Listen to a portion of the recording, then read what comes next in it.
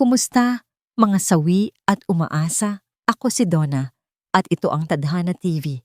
May mga pusong binuo para sa isa't isa at may mga pusong binuo para wasakin ang isa't isa. Alin sa dalawa ang kwento natin ngayon? Sabi nila, ang pag-ibig ay parang paglipad. Nakakatakot, pero sulit pag nasa itaas ka na. Pero paano kung ang mismong taong nangako sa iyo ng langit, ang siya palang babali sa iyong mga pakpak? Halina't pakinggan ang kwento ni Maya. Adrian, please. Kailangan na talaga ni Leo sa ospital. Ang boses ni Maya ay halos pakiusap na. Nanginginig ang kamay niya habang hawak ang basang bimpo na paulit-ulit niyang idinadampi sa noo ng kanyang 5 taong gulang na anak. Si Leo ay mahimbing na natutulog, ngunit ang balat nito'y nag-aalab sa lagnat. Hindi man lang nag-angat ng tingin si Adrian mula sa kanyang cellphone.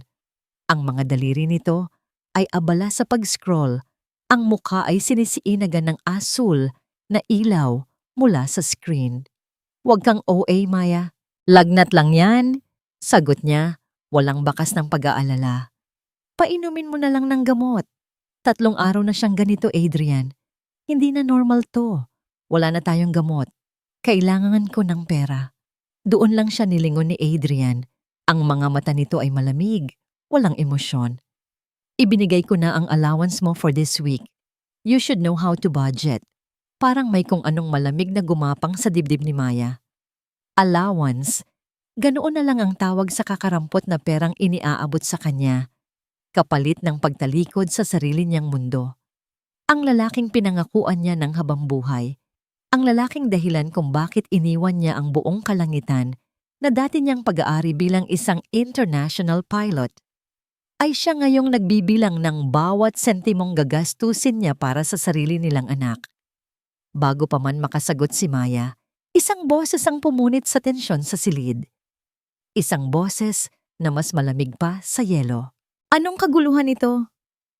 Si Liana, ang biyena ni Maya, ay nakatayo sa may pintuan ng kwarto. Nakapamaywang, ang mga matay matalim na nakatitig sa kanya. Hindi sa anak nitong si Adrian, kundi sa kanya. Palaging sa kanya. "Ma," sabi ni Adrian, ibinaba na ang cellphone. Si Maya, nagpapanik na naman. "Hindi ako nagpapanik." Giit ni Maya, nanginginig ang boses sa pinipigilang galit at pag-aalala. "Mataas po ang lagnat ni Leo. Kailangan lang po namin siyang madala sa doktor." Lumapit si Liana, hindi para tingnan ng apo, kundi para sukatin si Maya mula ulo hanggang paa. Ang tingin nito ay puno ng pangaalipusta. "At saan ka kukuha ng perang pambayad sa doktor at ospital? Sa akin? Sa anak ko?" Humakbang pa ito palapit. "Hanggang kailan mo balak maging palamunin lang sa bahay na tumaya? Hanggang kailan ka aasa na lang sa amin?" Ang bawat salita ay parang sampal. Ang bawat salita ay tumatagos. Mas masakit pa sa anumang pisikal na pananakit. "Nag-aalaga po ako kay Leo. Ginagawa ko ang lahat dito sa bahay." Ngumisi si Liana, isang ngising puno ng lason. "Iyan lang naman ang kaya mong gawin. Ang trabaho ng isang katulong. Remember that." Tumingin ito kay Adrian. "Hayaan mo na yan. Sanay na yan mag-isip. Let's go. May late na tayo sa dinner meeting natin." Napatulala si Maya habang pinapanood silang mag-ina na naglakad papalabas ng silid. Walang lingon likod. Walang ni isang sulyap sa batang may sakit. Para lang siyang hangin. Isang muebles na kasama sa bahay. Nang marinig niyang bumukas at sumara ang pinto sa ibaba, doon na bumagsak ang mga luha niya. Tahimik. Walang hikbi. Sunod-sunod lang na tumulo sa kanyang mga pisngi at pumapatak sa kumot ni Leo. Ang kamay niya, na kanina'y nanginginig, ay gumapang sa ibabaw ng bedside table. Ang daliri niya ay dumapo sa isang maliit na laruang eroplano na gawa sa plastik. Hinaplos niya ang pakpak nito. Dati, ang mga kamay na ito ang nagkokontrol sa isang totoong eroplano sa gitna ng alapaap. Ngayon, na hindi nito kayang kumuha ng sapat na pera para sa gamot ng sariling anak. Biglang tumunog ang cellphone ni Adrian na naiwan sa kama. Mabilis na nagring ito bago tumigil. Isang text message ang umilaw sa screen. Hindi sinasadyang nabasa ito ni Maya. "Where are you? I'm waiting. I." Hindi niya kilala kung sino si I, pero parang may kung anong tumarak sa puso niya. Ilang sandali pa, narinig niya ang mabilis na pag-akyat ni Adrian sa hagdan. Pumasok ito ng kwarto, kinuha ang cellphone at tiningnan siya na para bang isa siyang malaking abala. "May emergency lang sa opisina. Kailangan kong bumalik," sabi nito. Ngunit ang boses ay masyadong mababa at ang mga matay umiiwas. Hindi na sumagot si Maya. Wala na siyang lakas. Pinanood niya lang itong umalis sa pangalawang pagkakataon. Narinig niya ang tunog ng sasakyan na papalayo. Ang bahay ay biglang naging napakatahimik. Masyadong malaki, masyadong malamig.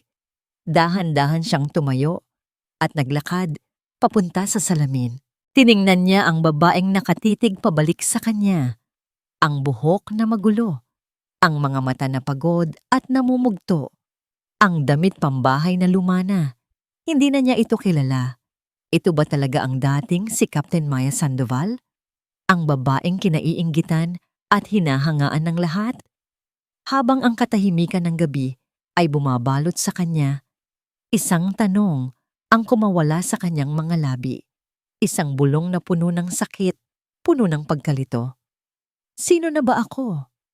Ang tanong na yon ay nanatiling nakabitin sa hangin, walang sagot.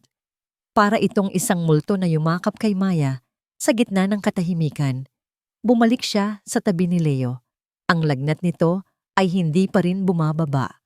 Ang bawat paghinga ng bata ay parang karayom na tumutusok sa kanyang puso. Desperada na siya. Kailangan niyang gumawa ng paraan. Dahan-dahan na siyang lumabas ng kwarto at kinatok ang silid ng kanilang kasambahay sa ibaba. Si Ate Nelia, isang babaeng nasa mga 50 anyos na at matagal nang naninilbihan sa pamilya ni Liana, ang nagbukas ng pinto. Ang mga mata nito ay puno ng pag-aalala. "Mamaya, okay lang po ba kayo?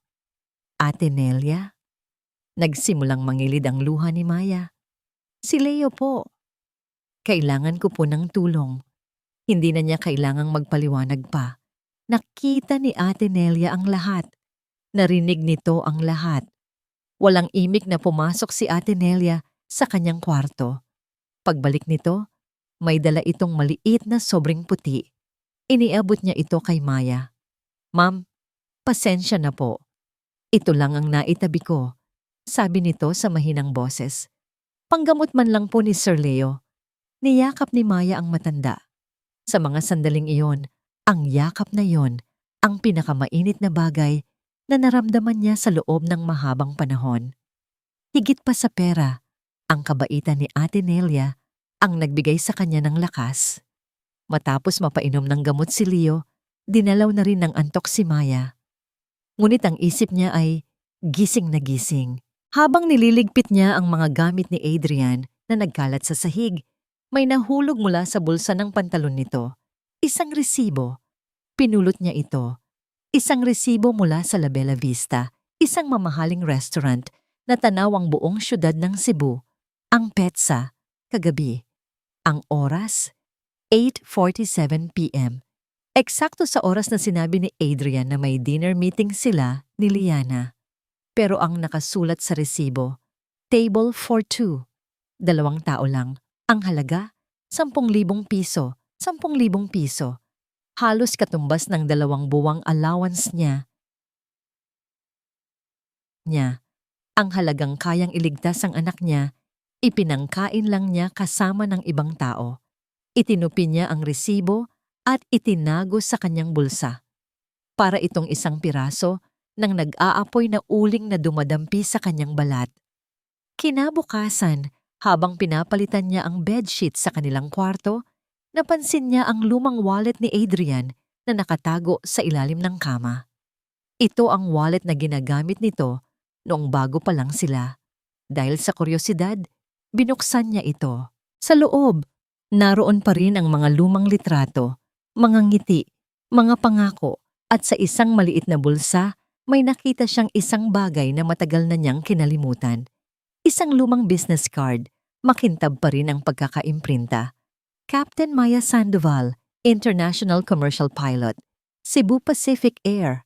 Sa ilalim ng pangalan niya, may isa pang pangalan. First Officer Rafael Alonso, ang matalik niyang kaibigan at co-pilot noon. Ang taong laging nagsasabi sa kanya, "Maya, you own the sky." Tinitigan niya ang pangalan sa card. Captain Maya Sandoval. Sino na nga ba siya? Ito. Ito pala siya. Isang kapitan, isang piloto. Hindi isang palamunin. Hindi isang katulong. Isinara niya ang wallet. Ngunit bago niya ito ibalik, kinuha niya ang business card. Hawak niya ito sa isang kamay. Sa kabilang kamay, hawak niya ang resibong nag-aapoy. Ang isa ay kumakatawan sa lahat ng kaya niyang gawin noon. Ang isa ay kumakatawan sa lahat ng ginagawa sa kanya ngayon. Ang langit at ang impyerno. Pumunta siya sa bintana. Tanaw ang mga ulap sa malayo. Dati, ang mga ulap na yon ay kanyang palaruan. Ngayon, parang mga pader na lang ito na nagkukulong sa kanya. Tiningnan niya ang numero ng telepono ni Rafael sa card. Ang mga daliri niya ay nanginginig. Ano ang sasabihin niya? Na ang piloto na dati niyang kasama sa paglipad ay hindi na ngayon makaahon mula sa lupa. Na ang reyna ng kalangitan ay isa na lang alipin sa sarili niyang pamamahay? Nakakahiya. Pero mas nakakahiya ang manatili sa ganitong sitwasyon. Mas nakakahiya ang hayaan na lang na tapak-tapakan ang pagkatao niya. Huminga siya ng malalim. Ang hangin ay parang nagbigay ng bagong lakas sa kanyang mga baga. Itinaas niya ang kanyang telepono. Dahan-dahan, ngunit may bagong determinasyon, sinimulan niyang i-dial ang mga numero. Pipindutin na ba niya ang call button? Ang takot at hiya ay naguunahan sa kanyang dibdib. Pero nang muli niyang marinig ang mahinang ubo ni Leo mula sa kabilang kwarto, nawala ang lahat ng kanyang pag-aalinlangan. Hindi na ito para sa kanya. Ito ay para sa kanyang anak. Pinindot niya ang call button. Nagring ito. Isa. Dalawa. Isang boses ng lalaki ang sumagot sa kabilang linya. Hello? Who's this? Napalunok si Maya. Humugot siya ng lakas mula sa kaibuturan ng kanyang pagkatao. Raf, it's me. It's Maya. Natahimik ang kabilang linya. Sa loob ng ilang segundo, ang tanging narinig ni Maya ay ang sarili niyang malakas na pagtibok ng puso. Baka nagkamali siya. Baka hindi na siya naaalala nito. 5 taon na rin ang nakalipas. Maya? Sa wakas ay sabi ng boses. Captain Maya, ikaw ba yan? May kung anong luma at pamilyar sa paraan ng pagbigkas nito sa pangalan niya. Hindi lang Maya, Captain Maya. Biglang gumaan ang pakiramdam niya. Ako nga, Raf, sagot niya. Sinubukang gawing normal ang kanyang boses. Sorry sa biglaang tawag. Naistorbo ba kita? Hindi, ano ka ba? It's great to hear from you. Kamusta ka na? Nasaan ka? Sunod-sunod nitong tanong. Bakas ang tunay na pagkagulat at tuwa. Nag-usap sila ng sandali. Mabilis niyang kinuwento na nasa Cebu na siya, may asawa at anak na. Hindi niya binanggit ang mga detalye, hindi pa. We should catch up, sabi ni Rafael. I'm a lawyer now, by the way. May maliit akong opisina dito lang sa Cebu IT Park. Isang abogado. Tamang-tama. Parang tadhana. Nagkasundo silang magkita kinabukasan sa isang maliit na coffee shop, malayo sa mga lugar na madalas puntahan nina Adrian at Liana. Kinailangan ni Maya mag-isip ng palusot. Sinabi niyang mamimili siya ng gamit para sa eskwela ni Leo. Si Liana ay nagtaas lang ng kilay, ngunit hindi na nagtanong. Kinuha niya ang pinakamaliit na halagang kaya niyang hingin kay Adrian. Sapat lang para sa pamasahe. Pagdating niya sa coffee shop, nakita niya agad si Rafael. Medyo nagbago na ito. Mas seryoso ang dating, may suot na salamin. Pero ang ngiti ay ganoon pa rin. Ang ngiti na laging nakikita niya noon sa cockpit tuwing matagumpay silang nakakalanding. Sa simula, alanganin si Maya. Nagkamustahan sila tungkol sa mga dati nilang katrabaho, sa mga pagbabago sa airline industry. Ngunit nakita ni Rafael ang lungkot sa mga mata ni Maya. Nakita niya ang panginginig ng mga kamay nito habang hawak ang tasa ng kape. Maya, are you okay? Tanong nito. Ang boses ay seryoso na. Hindi ka ganito dati. You were the calmest person I knew, kahit pa may turbulence. Ang salitang turbulence ang nagpabagsak sa lahat ng pader na itinayo ni Maya. Doon na siya nagsimulang magkwento. Simple lang sa una. Na-realize kong hindi ko na gusto ang buhay ko. Na-miss ko ang lumipad. Pero habang nagsasalita siya, ang mga simpleng salita ay naging isang rumaragasang ilog ng sakit at sama ng loob. Ikinuwento niya ang tungkol kay Leo. Ang tungkol sa allowance. Ang pagtrato sa kanya ni Liana. Ang resibo. Ang text message. Lahat. Habang nakikinig, ang ngiti sa mukha ni Rafael ay dahan-dahang nawala. Napalitan ito ng hindi makapaniwalang tingin at pagkatapos ay ng galit. Isang galit na para kay Maya. Nang matapos siyang magsalita, pareho silang natahimik. Hiyang-hiya si Maya. Parang gusto niyang magtago sa ilalim ng mesa. Raf, sorry. Hindi ko dapat sinabi lahat yon. Umiling si Rafael. Inabot nito ang kamay sa ibabaw ng mesa, ngunit hindi siya hinawakan. Isang gesture lang ng suporta. Huwag kang mag-sorry, Maya. Sila ang dapat mag-sorry sa'yo. Mariin niyang sabi.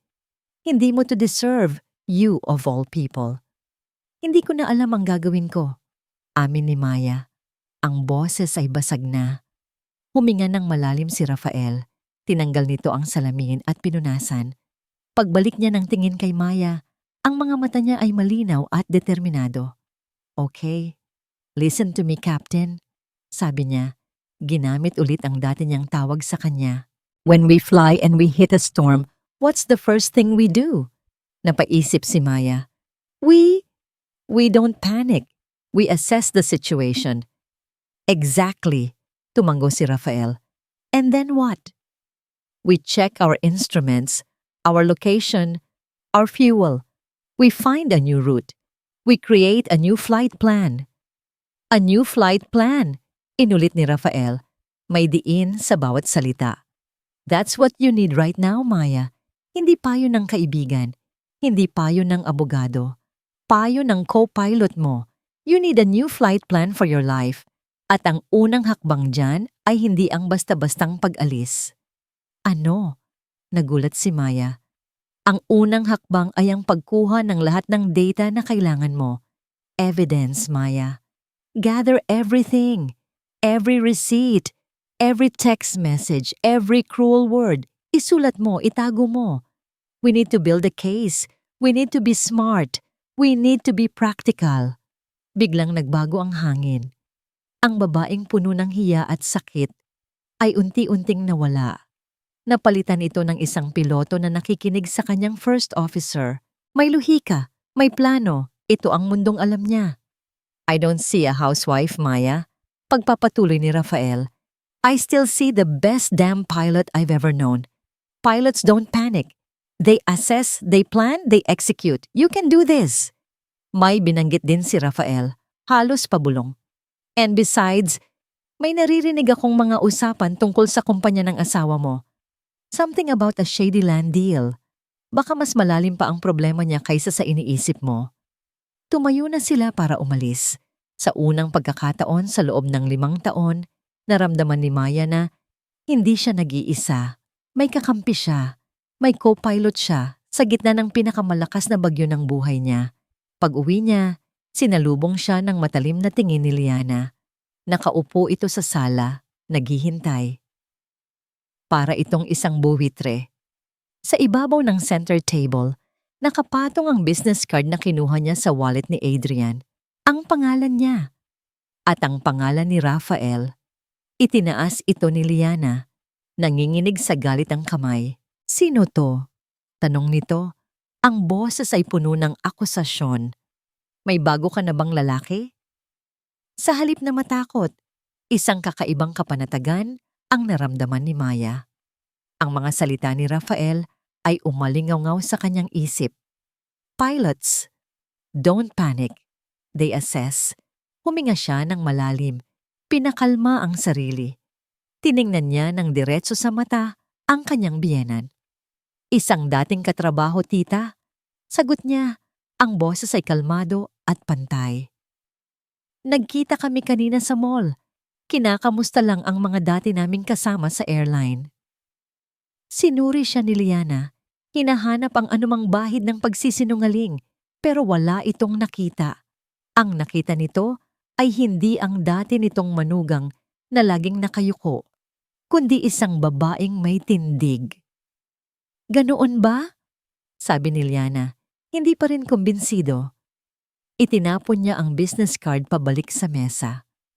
Umayos ka, Maya. Alam mo kung saan ka lulugar sa bahay na to. Tumangulang si Maya at naglakad paakyat sa hagdan. Hindi na siya sumagot. Hindi na kailangan. Ang unang pagsubok ay nalampasan niya. Pagsapit ng gabi, pagkatapos niyang patulugin si Leo, sinimulan niya ang kanyang misyon. Kumuha siya ng isang maliit na notebook, ang uri na madaling itago. Sa unang pahina, isinulat niya ang petsa. At pagkatapos, isinulat niya ang lahat. Sinabi ni Liana na palamunin lang ako. Hindi binigay ni Adrian ang pera para sa ospital ni Leo. Resibo mula sa La Bella Vista. 10,000 on table for 2. Text message, I'm waiting. Ang pagsusulat ay parang isang paraan ng pagpapalaya. Ang bawat salita na inilalapat niya sa papel ay parang pag-alis ng lason mula sa kanyang sistema. Ito na ngayon ang kanyang flight log, ang logbook ng kanyang pagbagsak at ng kanyang muling paglipad. Kinabukasan, habang naglilinis ng sala si Ate Nelia at si Maya naman ay naghahanda ng almusal, isang bagay ang nakakuha ng atensyon ni Maya. Isang kumpol ng mga susi ang aksidenteng naiwan ni Ate Nelia sa ibabaw ng kitchen counter, sa tabi mismo ng tinapay na hinihiwa niya. Hindi ito ang karaniwang mga susi ng bahay. Maliliit ito. Mga susi para sa mga drawer at cabinet. Nagkatinginan sila ni Ate Nelia. Isang tingin lang na puno ng kahulugan. Walang salitang binitiwan. Ngumiti lang si Ate Nelia at bumalik sa paglilinis. Naintindihan ni Maya. Nang umalis si Adrian para sa trabaho at si Liana naman ay para sa lingguhan nitong pag-aayos sa parlor, alam na ni Maya ang gagawin niya. Dala ang kumpol ng mga susi, pumasok siya sa home office ni Adrian. Isang lugar na ipinagbabawal sa kanya. Isa-isa niyang sinubukan ang mga susi sa drawer ng mesa nito. Sa pangatlong susi, bumukas. Bumukas ito. Ang dibdib niya ay kumakabog ng malakas. Sa loob, puro mga dokumento. Mga bank statement, mga kontrata, mga titulo ng lupa. Inisa-isa niya ang mga ito. Karamihan ay hindi niya maintindihan, pero kumuha siya ng litrato ng lahat gamit ang kanyang cellphone. Bawat pahina. Gather all the data. Iyon ang sabi ni Rafael. At sa ilalim ng mga papeles, may nakita siyang isang maliit na kahon. Isang kahon ng alahas. Binuksan niya ito. Sa loob, isang kwintas na may pendant na letrang I. Gawa sa ginto at may maliliit na diamante. Maganda, mamahalin, at siguradong hindi para sa kanya. Isinara niya ang kahon. Isinara niya ang drawer. Inilagay niya ang lahat sa dati nilang ayos. Ibinalik niya ang mga susi sa bulsa ng apron ni Ate Nelia nang hindi nito namamalayan. Bumalik siya sa kwarto ni Leo. Natutulog pa rin ang bata. Umupo siya sa tabi nito at tiningnan ang pader. Doon, nakadikit ang isang drawing na ginawa ng anak niya ilang linggo na ang nakalipas. Isang malaking eroplano ang nasa gitna ng papel. Sa loob ng cockpit, may isang babaeng nakangiti. Siya raw iyon. Sa ibaba, sa lupa, may dalawang maliliit na tao, si Adrian at si Liana. Napangiti si Maya. Kinuha niya ang cellphone at sinimulang isend ang mga litrato kay Rafael. Habang nagsesend ang mga files, bigla siyang nakarinig ng tunog. Ang ugong ng isang pamilyar na sasakyan, ang kotse ni Adrian. Ang puso niya ay biglang bumagsak sa kanyang sikmura. Ang aga niyang umuwi. Napatakbo siya pabalik sa office. Ligtas ba ang lahat? Nailak ba niya ang drawer? Naibalik ba niya ang mga gamit sa tamang pwesto? Narinig niya ang pagbukas ng pinto sa ibaba. At pagkatapos, ang mabibigat na yabag nito na paakyat sa hagdan. Papunta dito. Papunta sa kwarto kung nasaan siya. Ang tunog ng mga yabag ni Adrian sa hagdan ay parang malakas na tambol sa dibdib ni Maya. Napatakbo siya palabas ng office at mabilis na isinara ang pinto. Sakto namang pag-akyat ni Adrian sa pasilyo. "Oh, andito ka pala," sabi ni Adrian. Mukhang nagulat na makita siya roon. "Akala ko nasa kwarto ka ni Leo." "Kakukuha lang sana ako ng alcohol." Mabilis na palusot ni Maya. Itinuro ang pinto ng banyo. Pinilit niyang pakalmahin ang kanyang paghinga. "Bakit ang aga mo yata?" "May naiwan lang akong dokumento," sabi nito. Nilagpasan siya at pumasok sa office. Hindi humihinga si Maya habang pinapanood niya ito. Binuksan ni Adrian ang isang drawer. Hindi ang drawer na binuksan niya. May kinuha at lumabas din kaagad. "Alis na ulit ako. May meeting pa ako," sabi nito at nagmamadaling bumaba. Napasandal si Maya sa pader. Ang mga tuhod ay nanginginig. Muntik na. Sobrang muntik na. Pero ang pakiramdam ng tagumpay, kahit maliit, ay nagbigay sa kanya ng kakaibang lakas. Nakakalasing. Sa mga sumunod na araw, naging mas maingat si Maya. Ang kanyang notebook ay naging anino niya. Laging nakatago, ngunit laging malapit. Ang kanyang cellphone ay naging sandata niya. Tahimik na kumukuha ng ebidensya. Nalaman niya mula sa mga bank statement na may regular na malaking cash withdrawal si Adrian tuwing Biyernes. Nalaman niya mula sa mga resibong nakatago sa kotse nito na madalas itong bumibili ng mga gamit pambabae, pabango, sapatos, damit. Lahat galing sa mga mamahaling butik. At pagkatapos ay dumating ang ideya. Isang ideya na hindi marahas, hindi eskandaloso, pero mas mabisa. Isang ideya na nakaugat sa kultura kung saan ang reputasyon at hiya ang pinakamahalagang yaman. At ang pinakamasakit na parusa, linggo ng umaga, abala ang lahat. Si Layan, isa sa mga pinsan ni Liana, ay dumalaw. Isa itong babaeng mahilig sa tsismis at laging nakabantay sa buhay ng iba. Habang nagkakape sila sa sala, sinimulan ni Maya ang kanyang plano. "Tita Layan, tatanong ko lang po sana," sabi ni Maya sa pinakamainosenteng boses. "Baka po may alam kayong nagbebenta ng ganitong klaseng kwintas." Ipinakita niya ang litrato ng kwintas na may pendant na eye sa kanyang cellphone. "Nagustuhan ko po kasi ang design. Baka po pwedeng ipagawa para sa birthday ng mama ko." Kinuha ni Tita Layan ang cellphone. Inilapit ang mga mata sa screen. Nanlaki ang mga mata nito. Pero mabilis din niyang ibinalik ang cellphone at isang peking ngamong ngiti ang gumuhit sa kanyang mga labi. "Ay naku, Hija, hindi ko alam eh. Mukhang mamahalin yan," sabi nito. Ngunit ang mga mata ay pasimpleng sumusulyap kay Liana na nooy nagbabasa ng dyaryo. Alam ni Maya na nakagat na ng pinsan ng pain. Ang ikalawang bahagi ng plano ay mas delikado. Kinailangan niya ang tulong ni Ate Nelia. "Ate Nelia, pwede po bang magpasuyo?" Pakiusap ni Maya isang hapon. "Pag namalengke po kayo, baka pwede kayong dumaan kay Aling Puring." Si Aling Puring ang may-ari ng pinakamalaking pwesto ng gulay sa palengke. At siya rin ang hindi opisyal na news anchor ng kanilang barangay. Walang sikretong hindi dumadaan sa kanyang tenga. "Ano po ang sasabihin ko, ma'am?" Tanong ni Ate Nelia, may ngiti sa gilid ng labi. "Sabihin niyo lang po na napapansin niyong laging pagod si Ma'am Liana."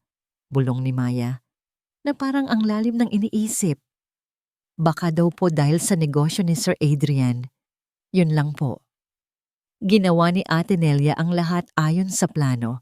Hindi nagtagal, naramdaman ni Maya ang mga unang pagyanig. Isang araw, Habang nanananghalian, biglang nagsalita si Liana. Adrian, ano ba talaga ang estado ng kumpanya? Tanong nito. Walang paligoy-ligoy. Tinatanong ako ni Layan kung saan mo daw kinuha ang pinambili mo ng kwintas para sa kliyente mo. Nabulunan si Adrian sa kanyang pagkain. What? Anong kwintas? At si Maring Susan, tinawagan ako kanina. Pagpapatuloy ni Liana, hindi pinansin ang anak. Tinanong kung bakit daw mukha akong stressed. May problema ba raw sa negosyo? Ano ba ang pinagsasabi ng mga tao, Adrian? Si Maya ay tahimik na kumakain. Nakayuko sa kanyang plato para itago ang kanyang ngiti. Ang maliliit na lason ng hiya at pagdududa ay nagsisimula ng kumalat.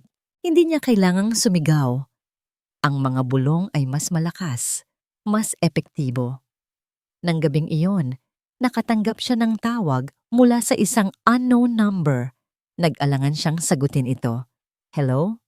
Maya, sila yan ito, ang tita mo. Sabi ng boses sa kabilang linya. Mahina, na parang ayaw magpahalata. Hija, tungkol dun sa kwintas. Alam ko kung kanino yan. Natahimik si Maya sa kabilang linya. Ang hangin sa silid ay tila bumigat. Tita Layan, huwag kang maingay na tumawag ako sa'yo. Pabulong na sabi ng matanda. Pero hindi ako mapakali. Yung kwintas na yan, nakita ko na yan. Suot ni Isabel. Isabel? Inulit ni Maya. Ang pangalan ay parang tunog ng isang kampanang basag sa kanyang pandinig. Isabel Serrano, yung anak ni Congressman Serrano. Ang balita ko, sila ang bagong investor sa kumpanya ni Adrian. Paliwanag ni Tita Layan. Mag-ingat ka, Hija. Masama ang kutob ko dyan. Pagkatapos ng tawag, hindi na makatulog si Maya. Isabel, ang letrang I sa kwintas. Ang letrang I sa text message. Nag-uugnay na ang lahat. Hindi lang ito simpleng babae. Isa itong taong may kapangyarihan, may impluwensya. Ang mga tinig ng pagdududa na sinimulan niyang ikalat ay nagbunga ng tensyon sa loob ng bahay. Si Liana ay naging mas mainitin ng ulo. Lahat na lang ay pinapansin. Lahat na lang ay pinagagalitan. Ang paborito niyang target, si Ate Nelia. Isang hapon, nadatnan ni Maya si Ate Nelia na umiiyak sa kusina. Nagkamali lang daw ito ng timpla sa kape ni Liana. Isang maliit na bagay, pero pinalaki. Tinawag siyang tanga. Walang silbi. Hindi na nakatiis si Maya. Nilapitan niya ang matanda. Ate Nelia, tama na po. Huwag niyo na pong dibdibin. Sabi niya. Hinahaplos ang likod nito. Umiling si Ate Nelia. Ang mga mata ay namumula sa galit at hinanakit. Hindi na po tama ito, ma'am. Hindi na po tama. Huminga ito ng malalim na para bang may inilalabas na isang mabigat na bagay na matagal na niyang kinikimkim. Alam niyo po ba, Ma'am Maya? Nagsimula itong magkwento, ang boses ay nanginginig. Bata pa lang po ako, nagsisilbi na ako sa pamilya ni na Ma'am Liana. Naabutan ko pa po yung panahon na halos wala na silang makain. Napatingin si Maya, nagulat. Totoo po. Pagpapatuloy ni Ate Nelia. Nalugi po ang negosyo nila dati. Lubog na lubog sa utang. Balak na nga po sana nilang ibenta itong bahay at lupa. Pero may tumulong po sa kanila. Isang napakabuting tao. Tumingin si Ate Nelia nang diretso sa mga mata ni Maya. Ang papa niyo po ang nagpahiram sa kanila ng malaking halaga. Walang interes. Walang kontrata. Ang sabi lang daw po ng papa nyo, basta kapag nakaahon na kayo, saka nyo na isipin ang pagbabayad. Malaki po ang utang na loob ni Ma'am Liana sa pamilya nyo. Parang binuhusan ng malamig na tubig si Maya. Bawat masakit na salitang binitiwan ni Liana sa kanya, palamunin, walang kwenta, pabigat, ay bumalik na parang sampal, pero ngayon, mas matindi, mas nakakagalit. Hindi lang ito kawalan ng respeto. Ito ay isang sukdulang pagtataksil. Hindi ko po alam. Iyon lang ang naisagot ni Maya. Kaya nga po ako nagtataka kung bakit ganito na lang ang trato nila sa inyo. Sabi ni Ate Nelia, pinupunasan ang kanyang mga luha. Nakalimutan na yata nila kung saan sila nanggaling. Biglang may naaalala si Ate Nelia. Teka po ma'am, may isang lumang baul sa bodega. Doon po itinago ni Sir Alberto, ang yumaong asawa ni Ma'am Liana, ang mga dati niyang papeles. Baka po nandoon pa yung lumang ledger niya. Mahilig po yun magsulat ng lahat ng utang niya, kahit sa kaibigan. Ang puso ni Maya ay nagsimulang tumibok ng mabilis. Isang ledger, isang posibleng katibayan. Ng gabing iyon, habang mahimbing na natutulog ang lahat, tinawagan ni Maya ang kanyang ina. Hindi para magsumbong, para lang marinig ang boses nito. Ma, kamusta na po kayo? Okay naman kami anak. Ikaw, kamusta ka dyan? Si Leo? Okay lang din po kami. Sabi ni Maya, pinipigilan ang pagbasag ng kanyang boses. Ma, gusto ko lang pong sabihin na I love you po at salamat po sa lahat. Pagkababa niya ng telepono, ang determinasyon niya ay buo na parang bato. Hindi na ito simpleng laban para sa kanyang sarili. Ito ay laban para sa dignidad ng kanyang pamilya, para sa alaala ng kanyang ama. Kinuha niya ang kanyang cellphone at nag-type ng mensahe para kay Rafael. Raf, I need to tell you something about Liana's past, and I think I know where to find proof. Ilang minuto lang, nag-reply si Rafael. Hindi ito text. Isang larawan ng isang dokumento, isang deed of sale, at sa ilalim may maikling mensahe. Maya nga, I found something big. About a property transfer. The company bought a huge piece of land. It's under her name. Napahigpit ang hawak ni Maya sa cellphone. Sino si Hare? Si Liana ba? Na may utang na loob sa kanila? O si Isabel, ang anak ng isang makapangyarihang kongresista? Ang tanong ay sumasayaw sa isip ni Maya buong gabi. Liana o Isabel, pagtataksil o kasakiman? Alinman sa dalawa, parehong nakakasuka. Kinabukasan, tumawag si Rafael. Isabel Serrano. Kumpirma niya, ang boses ay seryoso. The property is under her name. Mukhang malaki ang tiwala ni Adrian sa kanya. Or should I say, malaki ang investment niya kay Adrian. Isang ideya ang biglang pumasok sa isip ni Maya. Isang ideya na mapanganib, pero kung gagana, ay sisira sa relasyon ng mga taong sumisira sa kanya. Isang bato, 2 ibon, o sa kasong ito, 2 reyna. Si Liana, ang reyna ng pamamahay na ito, at si Isabel, ang bagong reyna sa buhay ni Adrian. Panahon na para magharap ang kanilang mga kaharian. Pumunta si Maya sa isang maliit na flower shop sa bayan. Pinili niya ang pinakamalaki at pinakamamahaling bouquet ng Ecuadorian roses. Nagpagawa siya ng isang maliit na card. Simple lang ang sinulat niya. From your one and only queen, I. Ipinadala niya ito sa opisina ni Adrian. At sinigurado niyang ang resibo, isang pirasong papel na nagkakahalaga ng halos kalahati ng buwan ng allowance niya, ay maipapadala sa kanilang bahay. Gaya ng inaasahan, si Liana ang unang nakakita ng resibo na iniwan sa ibabaw ng lamesa sa may pinto. Nasa kusina si Maya, nagpapakain kay Leo nang marinig niya ang sigaw ng kanyang biyenan. Adrian! Dumating si Adrian mula sa trabaho ilang oras pagkatapos. Mukha itong pagod, ngunit may ngiti sa labi. Malamang ay dahil sa mga bulaklak, ngunit ang nangiting iyon ay agad na nabura nang makita niya ang mukha ng kanyang ina. Ano na naman ito? Tanong ni Liana. Iwinawagayway ang resibo. Nagkakalat na ang chismis na may problema ang negosyo. Tapos ganito kalaki ang gagastusin mo para sa mga bulaklak? Para kanino to? Para sa Isabel na yon? Nanlaki ang mga mata ni Adrian. Ma, paano niyo nalaman ang tungkol kay Isabel? Isang malutong na sampal ang dumapo sa pisngi ni Adrian. Hindi mula kay Maya, mula kay Liana. Walang hiya ka! Sigaw ni Liana. Ang boses ay nanginginig sa galit. Ang buong buhay ko, ibinuhos ko para itayo ang negosyong yan. Tapos ikaw, wawaldasin mo lang lahat para sa isang babae? Manggagamit yun, Adrian. Hindi mo ba nakikita?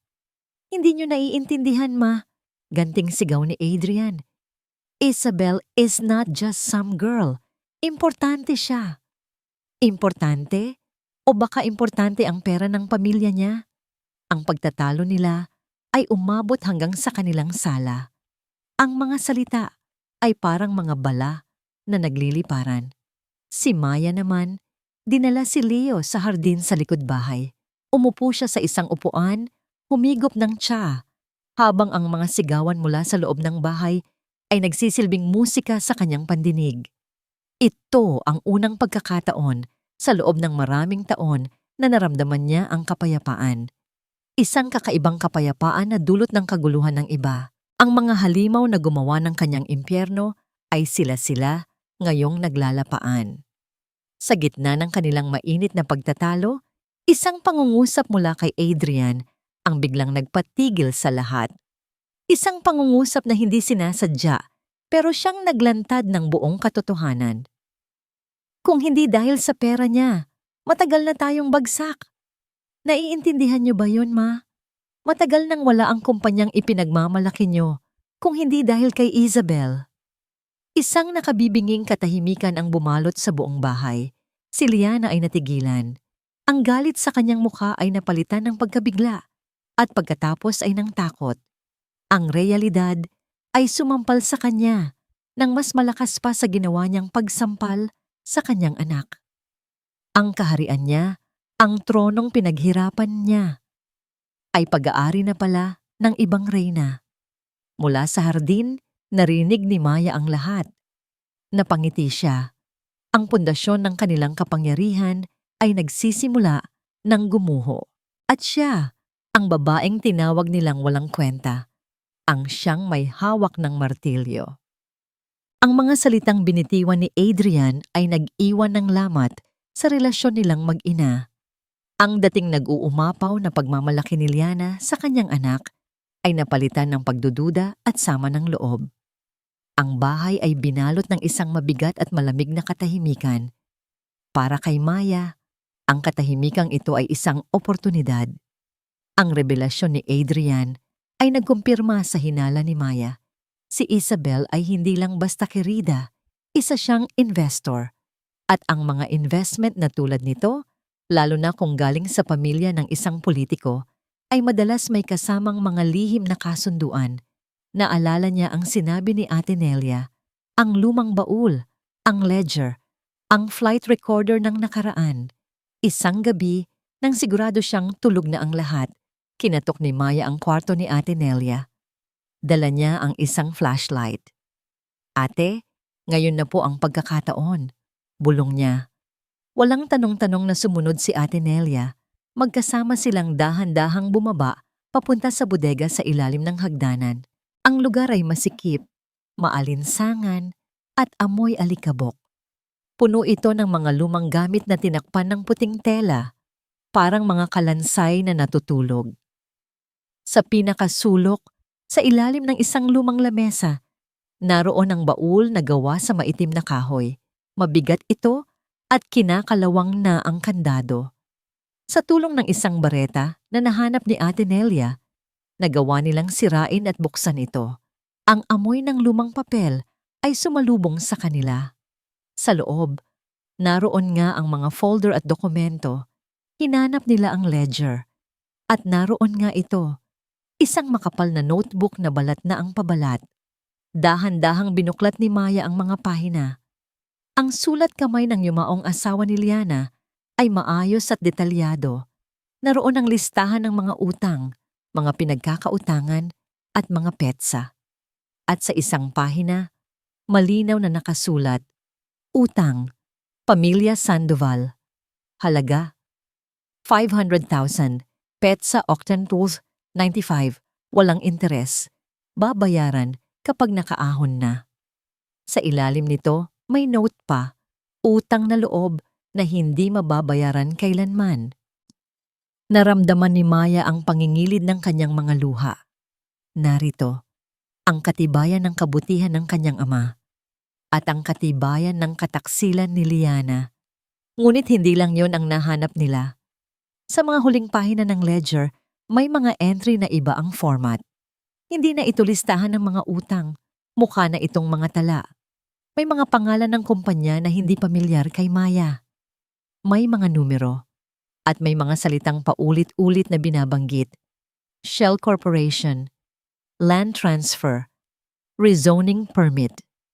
Hindi ito naiintindihan ni Maya, pero kinutuban siya. Ang mga ito ay paraan ng pagtatago ng pera, mga paraan na mukhang inuulit ngayon ni Adrian. At sa pinakahuling pahina, may isang pangalan na nakasulat sa malalaking letra na para bang isang mahalagang paalala, Project Nightingale. Walang paliwanag, pangalan lang, pero sapat na ito para kilabutan si Ma. Ito na po yun, ma'am, bulong ni Ate Nelia. Ang mga mata ay nanlalaki. Itinuro nito ang pangalan ng ama ni Maya sa ledger. Isa siyang mabuting tao. Panahon na po para sa hustisya. Hindi na nagsayang ng oras si Maya. Gamit ang flashlight ng cellphone bilang ilaw, kinuhanan niya ng litrato ang bawat mahalagang pahina. Ang utang sa pamilya Sandoval, ang mga tala tungkol sa Shell Corporations at ang misteryosong Project Nightingale. Pag-akyat niya sa kwarto, agad niyang ipinadala ang lahat ng larawan kay Rafael. Ang mga daliri niya ay nanginginig habang pinipindot ang send button. Ilang minuto lang ang lumipas, hindi reply ang natanggap niya. Isang tawag. Sinagot niya ito kaagad. Ang boses ni Rafael sa kabilang linya ay hindi na kalmado. Gising na gising ito at puno ng pagkaalarma. Maya, nasaan ka? Nasa bahay. Bakit? Maya, this is more than just cheating. This is more than just utang na loob. Sabi ni Rafael, ang bawat salita ay may bigat. Based on these notes and the land transfer document I found, this is a massive fraud. Malaking pera ang pinag-uusapan dito. At kung totoo ang hinala ko tungkol sa Project Nightingale, Maya, you're in danger. Kailangan mong umalis dyan. Ang babala ni Rafael ay parang isang sirena na umalingaw-ngaw sa isip ni Maya. You're in danger. Hindi na ito isang simpleng away pamilya. Pumasok na siya sa teritoryo ng mga buhaya. Ang mga sumunod na araw ay puno ng tensyon. Si Adrian at Liana ay halos hindi na nag-uusap. Ngunit napansin ni Maya ang bago sa mga kilos ni Adrian. Palagi na itong iritable, palagi nang may kausap sa cellphone ng pabulong. At higit sa lahat, palagi na siyang tinititigan nito. Isang titig na mapanuri, puno ng pagdududa. Alam ni Maya na nararamdaman na ni Adrian na may nagbabago. Ang mga tsismis sa labas, ang pressure mula sa kanyang ina, ang biglang pagbabago sa kilos ni Maya. Unti-unti nitong pinagdudugtong ang lahat. Isang gabi, umuwi si Adrian nang mas maaga kaysa dati. Hindi ito pumasok sa kwarto nila. Narinig ni Maya ang pagbukas ng pinto ng office nito. Pagkatapos, katahimikan. Maya-maya, narinig niya ang isang malakas na kalabog. Pagkatapos ay ang sigaw ng kanyang pangalan. Maya! Ang sigaw ay puno ng galit na hindi pa niya narinig dati. Bumukas ng malakas ang pinto ng kwarto nila. Nakatayo roon si Adrian. Ang mukha ay namumula sa galit. Sa isang kamay, hawak nito ang maliit na notebook na pinagtataguan niya sa ilalim ng kanyang unan. Ang kanyang flight log. Ano to? Tanong ni Adrian. Iwinawasiwas ang notebook. Anong kalokohan to, ha? Nag-iipon ka ng bala laban sa akin? Sa sarili mong asawa?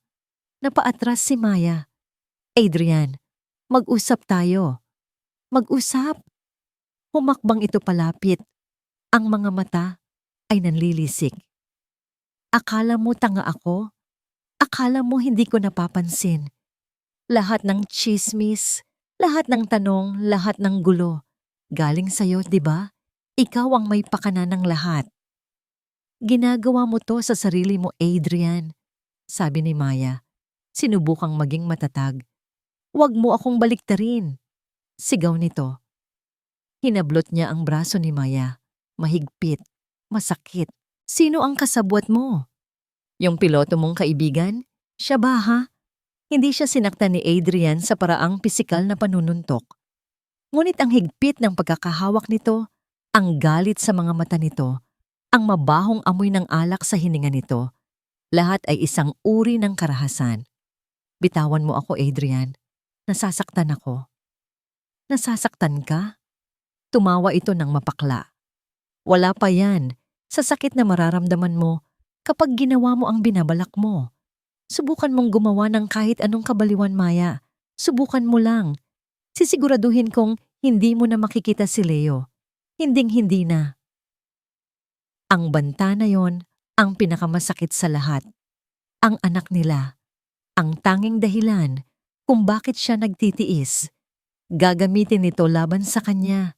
Biglang bumukas ang pinto. Si Leo, nagising sa sigawan, ay nakatayo roon. Ang maliliit niyang mga mata ay puno ng takot. Tinitingnan niya ang kamay ng kanyang ama na nakahawak ng mahigpit sa braso ng kanyang ina. Dahan-dahan, lumakad si Leo. Hindi ito umiyak. Lumapit ito at niyakap ng mahigpit ang binti ni Maya. Mula roon, tumingala ito at tinitigan si Adrian. Isang titig na puno ng sisi, puno ng pagtatanggol para sa kanyang ina. Ang tingin na yon mula sa sariling anak ang nagpabitaw kay Adrian. Para siyang napaso. Napaatras ito, tiningnan ang sariling mga kamay na para bang hindi niya ito kilala. You have no idea who you're messing with. Bulong ni Adrian, hindi na galit kundi may halong takot na. Isabel is not someone you can fight. Tandaan mo yan. Pagkatapos ay tumalikod na ito at lumabas ng kwarto, isinarado ang pinto ng malakas. Naiwan si Maya, nanginginig, habang yakap-yakap ang kanyang anak. Ang sakit sa kanyang braso ay wala lang kumpara sa sakit at takot sa kanyang puso. Tama si Rafael, hindi na siya ligtas dito. Ang bahay na ito ay hindi na isang tahanan. Isa na itong kulungan na may mabangis na hayop. Kinuha niya ang kanyang cellphone mula sa bulsa. Ang mga daliri niya ay nanginginig pa rin, pero nagawa niyang i-dial ang numero ni Rafael. Nang sagutin nito, iisang pangungusap lang ang lumabas sa bibig ni Maya. Isang pakiusap, isang pagsuko, isang deklarasyon ng digmaan. It's time. Get us out of here. Walang pag-aalinlangan sa boses ni Rafael. Okay. Stay calm. Huwag kang gagawa ng kahit anong kahina-hinala. I'll handle everything.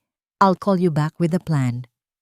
Ang mga sumunod na oras ay ang pinakamahaba sa buhay ni Maya. Pinatulog niya ulit si Leo, kinakantahan ng lullaby habang ang sarili niyang puso ay kumakabog na parang gustong kumawala. Si Adrian ay hindi na bumalik sa kwarto. Narinig niya itong bumaba at kinuha ulit ang kotse. Mas mabuti, naghintay si Maya. Bawat tunog sa labas ay nagpapakaba sa kanya. Bawat anino sa bintana ay tila isang banta. Bandang 10:00 ng gabi, tumawag si Rafael. Ready, Captain? Tanong nito. Ready? Sagot ni Maya, ang boses ay determinadong pilit. Okay, listen carefully. Huwag kang magdadala ng maleta. It will look suspicious. Maghanda ka ng isang backpack lang. Ilagay mo lang ang pinaka-importante. Documents niyo ni Leo, ang notebook mo, cellphone, charger, at konting damit. I will be outside your gate in exactly 1 hour. Maghihintay ako for 10 minutes. Kung wala ka pa, aalis na ako for safety. Understood? Understood, sagot ni Maya. Good. See you in 1 hour. Huwag kang magpahalata.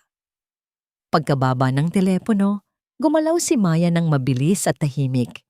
Kinuha niya ang backpack ni Leo, inilabas ang mga laruan, at ipinalit ang mga bagay na sinabi ni Rafael. Isinilid niya ang lahat ng ebidensyang nakalap niya, ang notebook, ang resibo, ang mga litrato. Ito ang kanyang life vest. Pagkatapos, dahan-dahan siyang bumaba. Nadatnan niya si Ate Nelia sa kusina, nag-aayos. Ang matanda ay tiningnan siya. At sa mga mata nito, alam ni Maya na alam na niya. Walang salita. Tumangulang si Ate Nelia. Kinuha niya ang backpack mula kay Maya at isinilid sa loob ang isang supot ng tinapay at 2 bote ng tubig. Para sa biyahe niyo, ma'am, bulong nito. Salamat po sa lahat, Ate Nelia, sabi ni Maya. Nangingilid ang luha. Hindi ko po kayo makakalimutan. Mag-iingat po kayo, sabi ni Ate Nelia. Ako na po ang bahala dito. Kailangan pa rin po ninyo ng mata at tenga sa loob. Bumalik si Maya sa kwarto. Dahan-dahan niyang ginising si Leo. Anak, gising na. We're going on an adventure. Pabulong niyang sabi. Sinisikap na gawing masaya ang kanyang boses. Kinarga niya ang inaantok pang bata. Isang huling sulyap sa kwartong naging selda niya sa loob ng 5 taon. Pagkatapos, tumalikod na siya. Tahimik silang bumaba. Bawat hakbang sa hagdan ay maingat. Bawat kaluskos ay nagpapatindig ng kanyang balahibo. Naghihintay sa kanila si Ate Nelia sa may pinto sa likod bahay. Nagbukas ito ng kaunting siwang. Sumilip sila. Madilim. Tahimik. Dumaan po kayo sa may hardin. Mas madilim doon, habilin ni Ate Nelia. Niyakap ni Maya ang matanda sa huling pagkakataon. Paalam po. At lumabas na sila sa gabi. Ang hangin ay malamig. Ang tanging liwanag ay mula sa buwan. Dala-dala ang anak. Naglakad si Maya sa damuhan. Iniiwasan ang mga tuyong dahon na maaaring lumikha ng ingay. Nang marating nila ang gate, natanaw niya ang isang pamilyar na kotse na nakaparada sa kabilang kalsada. Patay ang ilaw. Si Rafael, mabilis siyang lumabas ng gate. Isinara ito ng dahan-dahan at halos takbuhin ang daan papunta sa sasakyan. Bumukas ang pinto sa likod. Mabilis niyang ipinasok si Leo bago siya pumasok. Go, sabi niya kay Rafael. Walang imik na pinaandar ni Rafael ang sasakyan. Dahan-dahan sa una, pagkatapos ay bumilis nang makalayo na sila sa subdivision. Hindi lumingon si Maya. Ayaw na niyang balikan pa ang bahay na yon, kahit sa kanyang isip. Dinala sila ni Rafael sa isang maliit pero malinis na condo unit sa ibang bahagi ng syudad. Isang safe house. You'll be safe here, sabi ni Rafael. Walang nakakaalam ng lugar na to.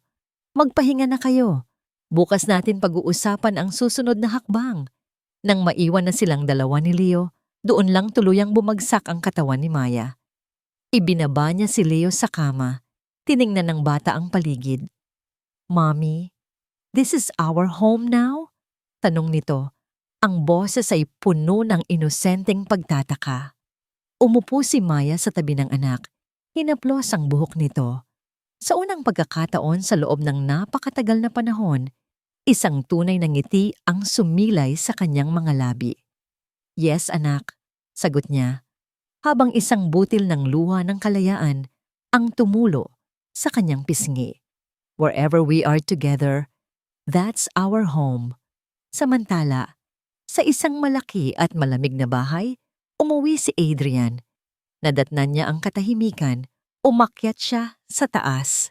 Nakita niya ang walang laman na kama, ang bukas na aparador. Sinubukan niyang tawagan ang cellphone ni Maya. Cannot be reached. Paulit-ulit. Walang sagot. Sa gitna ng kanyang pagpapanik, tumunog ang kanyang cellphone. Isang email mula sa isang law firm na hindi niya kilala.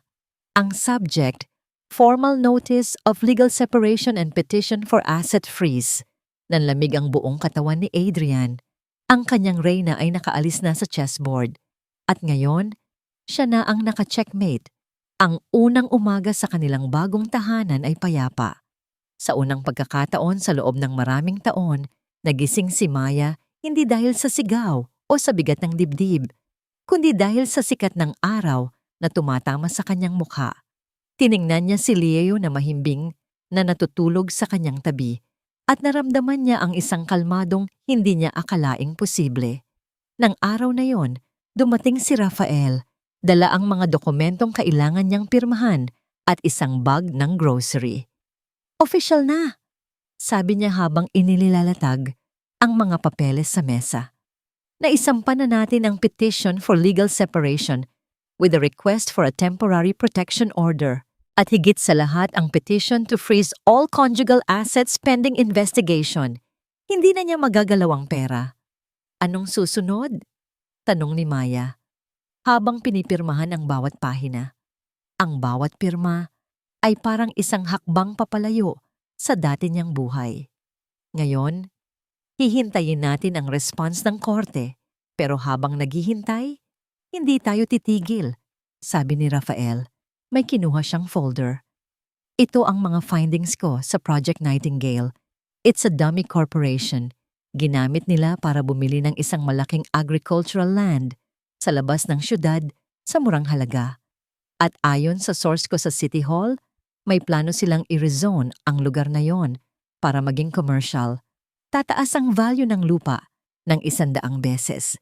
Classic na land grabbing scheme gamit ang impluensya ni Congressman Serrano. Kaya pala kailangan nila si Isabel, sabi ni Maya. Nauunawaan na ang lahat. Exactly. At dito na papasok ang huling bahagi ng plano mo. Ngumiti si Rafael. Ang paggamit ng hiya bilang sandata. Samantala, sa bahay ng mga Villacorta, ang impyerno ay nagsisimula pa lang. Ang email mula sa abogado ni Maya ay parang isang bombang sumabog. Si Adrian ay nagwawala. Si Liliana ay hindi makapaniwala. Paano niya nalaman ang lahat ng ito? Paulit-ulit na tanong ni Liana. Hindi ko alam, ma. Sigaw ni Adrian. Pero kailangan kong makausap si Isabel. Kailangan naming ayusin to. Ngunit si Isabel ay hindi na sumasagot sa mga tawag niya. Dahil sa kabilang bahagi ng syudad, may isa pang plano na isinasagawa. Si Ate Nelia, na nagpatuloy sa kanyang trabaho, ay ginawa ang huling pabor para kay Maya. Nakipagkaibigan siya sa bagong kasambahay ng pamilya Serrano. Sa isang simpleng kwentuhan sa palengke, aksidente niyang naikwento. Kawawa nga si Sir Adrian Dahil sa kaso ng asawa niya, kailangan daw niyang ilipat ang ibang assets sa pangalan ng nanay niya para daw sigurado. Para daw may fallback kung sakaling magkagipitan. Alam mo na, para maprotektahan ang pera. Ang lason ay mabilis na kumalat. Mula sa kasambahay, umakyat ito sa tenga ni Isabel. Si Isabel Serrano ay hindi tanga. Isa siyang babaeng lumaki sa mundo ng politika at kapangyarihan. Alam niya ang ibig sabihin ng salitang fallback. At mas lalo niyang alam na sa kanilang mundo, walang permanenteng kakampi. Agad siyang kumilos. Inutusan niya ang sarili niyang mga abogado na unahan si Adrian. I-secure ang lahat ng ari-arian na nakapangalan sa kanya. Siguraduhin ang lahat ng investment niya ay mapoprotektahan mula sa gulo ng pamilya Villacorta. Ang dating magkasabwat ay bigla na lang naging magkaaway. Ang kampo nila Adrian at Isabel ay nagsimula ng magbatuhan ng mga legal na banta. Bawat isa ay naguunahan na mailigtas ang sariling balat. Isang hapon, habang naglalaro sila ni Leo sa isang kalapit na parke, dinalaw ni Maya ang isang maliit na gusali, isang women's crisis center. Naupo siya sa isang tabi at nakinig sa mga kwento ng ibang mga babae. Mga kwentong pamilyar, mga kwentong mas malala pa sa kanya. Habang nakikinig siya, isang bagong damdamin ang umusbong sa kanyang puso. Hindi na galit, hindi na paghihiganti, kundi isang malalim na pagnanais na tumulong. Nahanap niya ang bago niyang destinasyon, ang bago niyang flight plan. Nang pabalik na sila sa kondo, tumunog ang kanyang cellphone. Isang unknown number. Karaniwan ay hindi niya ito sinasagot. Pero sa pagkakataong ito, sinagot niya. Natahimik siya nang marinig ang boses sa kabilang linya. Mahina ito, nanginginig. Halos hindi na niya makilala. Ito ang boses ni Liana. Maya, sabi nito, parang isang pakiusap. Kailangan nating mag-usap, pakiusap. Nag-isip si Maya. Ano pa ang gustong sabihin ng babaeng kumuha ng lahat sa kanya? Pera? Pagmamakaawa? Isang patibong? Sige po, sagot ni Maya. Ang boses ay kalmado. Pero sa isang kondisyon, sa lugar na maraming tao, at hindi niyo pwedeng malaman kung saan ako nakatira. Pumayag si Liana. Nagkasundo silang magkita sa food court ng isang abalang department store kinabukasan. Sinabi ito ni Maya kay Rafael na nag-alok na samahan siya, pero tumanggi si Maya. Ito ay isang laban na kailangan niyang harapin ng mag-isa. Dumating si Maya sa takdang oras. Nakita niya si Liana na nakaupo sa isang sulok, mag-isa. Ang babaeng dati laging nakataas ang noo at puno ng alahas ay iba na ngayon. Wala itong kolorete sa mukha. Ang mamahaling damit ay mukhang maluwag sa kanyang katawan na tila lumiit. Ang buhok na laging perpekto, ang ayos ay may mga hibla na ng puti na hindi na itago. Mukha itong tumanda ng 10 taon sa loob lang ng ilang linggo. Umupo si Maya sa tapat niya. Hindi siya nagsalita. Naghintay lang siya. Si Liana ang unang bumasag sa katahimikan. "Kamusta si Leo?" tanong nito. Ang boses ay mahina. "Mabuti po siya," simpleng sagot ni Maya. Nagkaroon ulit ng katahimikan. Si Liana ay nilaro-laro ang baso ng tubig sa kanyang harapan. Ang mga kamay nito, na dati matatag, ay nanginginig na. "Maya, pakiusap," nagsimula ito. Ang mga mata ay nagsimulang mamasa. "Iatras mo na ang kaso. Wasak na si Adrian. Lahat ng pinaghirapan namin, mawawala." Tinitigan lang siya ni Maya. Walang galit, walang awa. Tila isang salamin lang na nagpapakita ng lahat ng kasalanan ni Liana, pabalik sa kanya. "Magkano ang gusto mo?" Pagpapatuloy ni Liana, akala ay pera pa rin ang solusyon sa lahat. "Sabihin mo lang, ibibigay namin. Huwag mo lang ituloy to." Doon na nagsalita si Maya. Ang boses niya ay hindi malakas, pero tumagos ito sa bawat sulok ng kaluluwa ni Liana. "Akala niyo po ba pera pa rin ang habol ko?" tanong ni Maya. 5 taon, tita. 5 taon ninyo akong tinawag na palamunin. 5 taon ninyo akong ipinaramdam na wala akong kwenta. 5 taon kong tiniis ang lahat para sa pamilya, para sa anak niyo, para sa apo niyo." Huminga siya ng malalim. "Naalala niyo pa po ba ang papa ko?" Natigilan si Liana.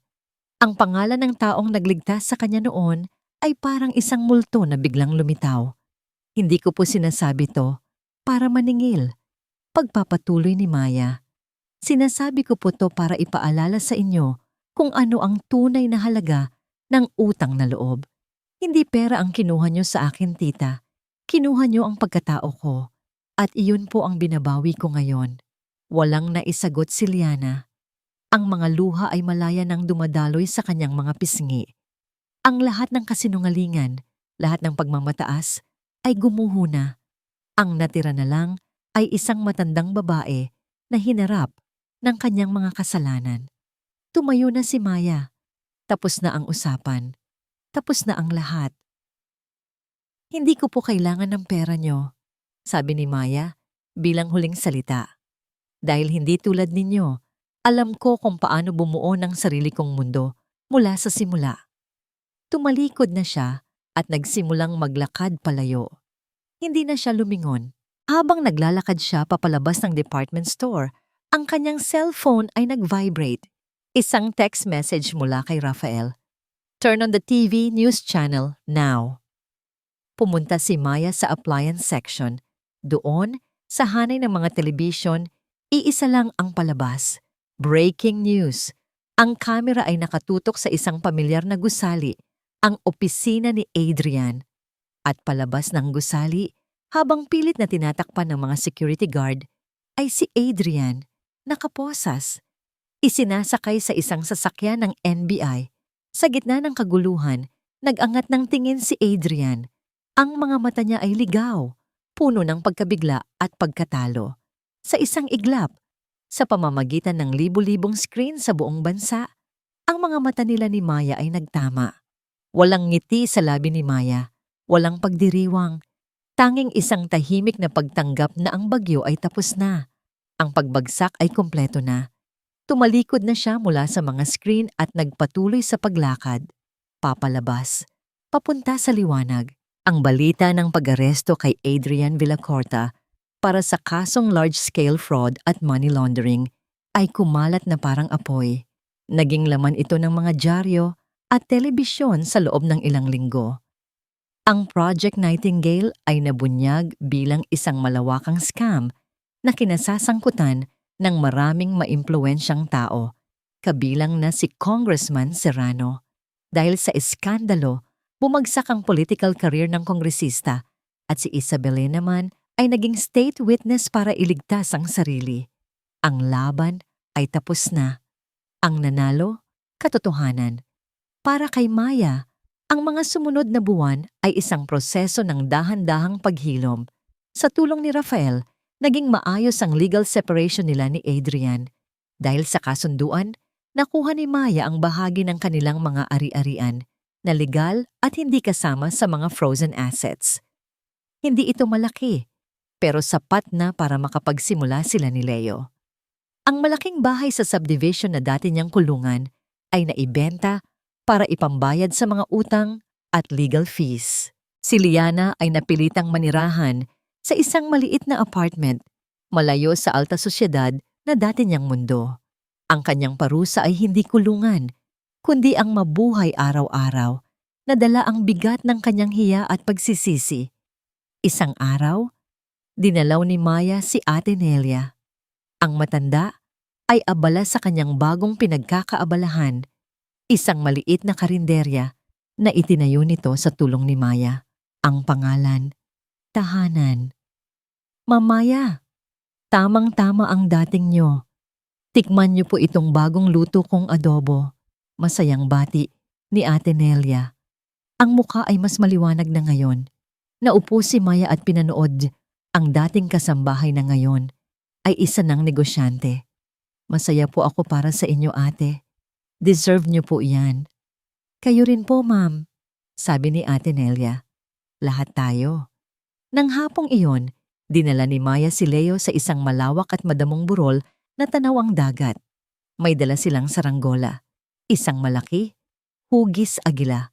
Tumakbo sila sa damuhan, tumatawa, habang pilit nilang pinapalipad ang saranggola. Sa una, lagi itong bumabagsak, ngunit hindi sila sumuko. Mas mataas pa, Mami, sigaw ni Leo. Huminga ng malalim si Maya, hinintay ang tamang ihip ng hangin, at saka binitawan ng saranggola. Sa pagkakataong yon, sumayaw ito pataas, pataas ng pataas, hanggang sa naging isa na lang itong tuldok sa asul na kalangitan. Mommy, your kite is flying higher than mine. Sabi ni Leo na ang sarili niyang maliit na saranggola ay hindi gaanong mataas. Napangiti si Maya habang hawak ng mahigpit ang pisi. Ang hangin ay humahatak dito na para bang gusto nitong maging malaya. Because it's been waiting a long time to fly, anak, sagot niya. Isang anino ang tumabon sa kanila. Napalingon sila. Si Rafael, nakangiti, may dalang isang basket ng pagkain. Mukhang nagkakasiyahan kayo sabi niya. Umupo ito sa tabi nila, sa damuhan, walang nagsasalita. Pinanood lang nilang tatlo ang pagsayaw ng saranggola sa himpapawid. Ang katahimikan ay komportable. Puno ng mga bagay na hindi na kailangang sabihin. Maya-maya, napansin ni Rafael na tila nahihirapan si Maya sa paghawak ng pisi dahil sa lakas ng hangin. Inilahad niya ang kanyang kamay. Hindi para hawakan ang kamay ni Maya, kundi para tumulong na hawakan ang pisi. Ang mga kamay nila ay magkadikit ngayon, parehong nakahawak sa iisang pisi na nagkokonekta sa kanila sa saranggolang malayang lumilipad. Tumingin sila sa isa't isa, isang tingin ng pasasalamat, ng respeto at ng isang bagong simula. Ang kalangitan sa kanilang harapan ay malawak at walang ulap. Clear skies, lumipas ang 6 na buwan. Ang panahon ng bagyo ay tuluyan ng napalitan ng mahabang panahon ng tag-araw sa buhay ni Maya. Ang condo unit na dati pansamantalang kanlungan ay naging isa ng tunay na tahanan, puno ng tawanan ni Leo at ng amoy ng bagong lutong pagkain. Ngunit alam ni Maya na ang kanyang paglipad ay hindi pa tapos. May mas mataas pa siyang gustong marating. Gamit ang isang bahagi ng perang nakuha niya mula sa kasunduan at sa tulong ng legal expertise ni Rafael, ginawa ni Maya ang isang bagay na hindi inaasahan ng lahat. Itinayo niya ang isang maliit na foundation, isang non-profit organization na may simpleng layunin, ang tulungan ang mga babaeng biktima ng domestic abuse, pinansyal man o emosyonal. Ang pangalan ng foundation, Pakpak, dahil naniniwala siyang lahat ng babae ay may karapatang lumipad. Minsan, kailangan lang nila ng tulong para ayusin ang kanilang mga sirang pakpak. Ang araw ng official launch ng Pakpak Foundation ay simple lang. Ginanap ito sa isang maliit na function hall sa kanilang barangay. Ang mga bisita ay hindi mga mayayaman o politiko, kundi ang mga ordinaryong miyembro ng komunidad.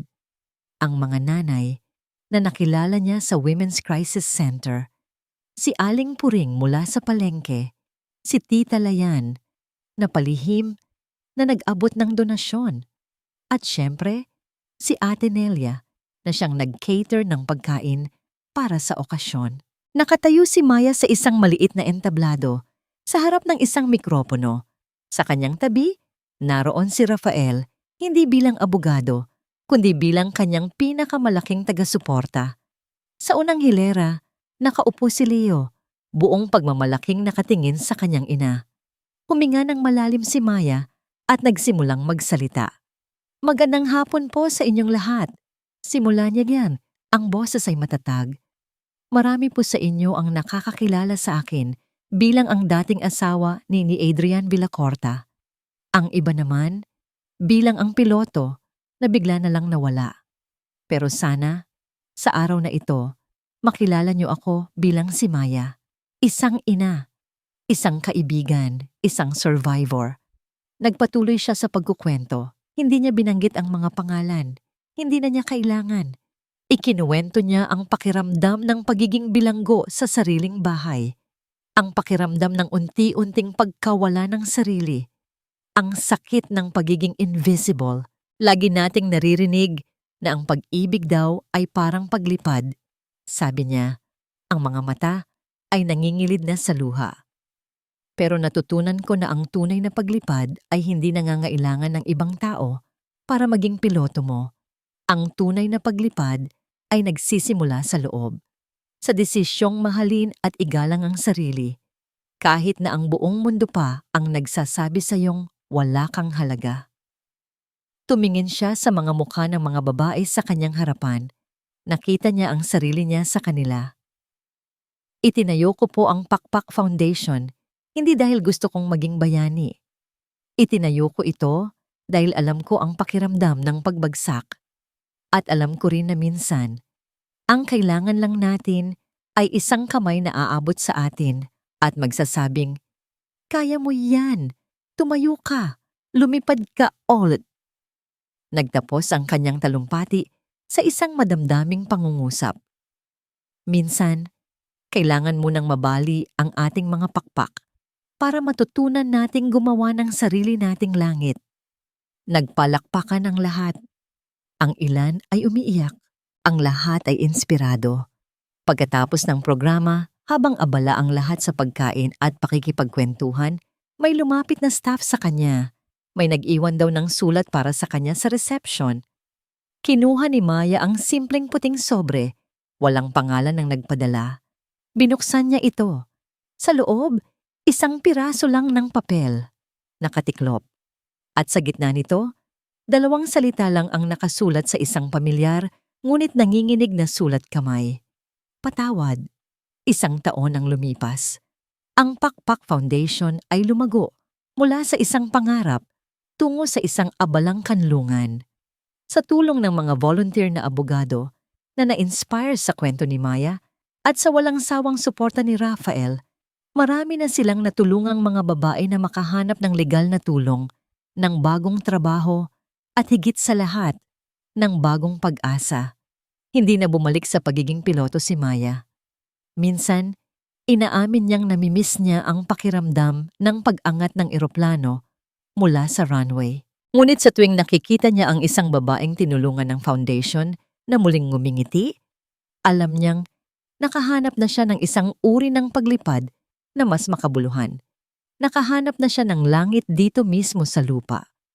Ang relasyon nila ni Rafael ay namukadkad sa isang pag-ibig na tahimik at matatag.